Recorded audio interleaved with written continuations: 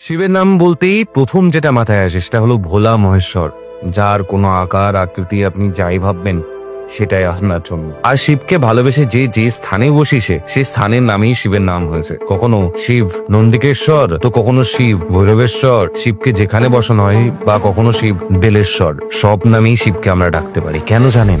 কারণ শিব হলো আদি থেকে অন্তের সবকিছু স্রষ্টা এবং সংহারক। এই যে মোটা শিব আমরা দেখছি বা দেখছেন কলকাতার বুকে একটা ভাঙা বাড়ির ভেতরে বা ভাঙা স্ট্রাকচারের ভেতরে, মোটা শিব এখনো এতটা পরিমাণে জাগ্রত যে মোটা শিব দেখতে এবং পুজো দিতে প্রচুর লোকে শ্রাবণে দৌড়ায়। এবার মোটা শিবের এই যে মোটা শব্দ, তার মানে বের করতে গেলে গুজরাটি শব্দে বড়কে বলা হয় মোটা। আর সত্যি কথা বলতে দেবাদিদেব তো মহেশ্বরী।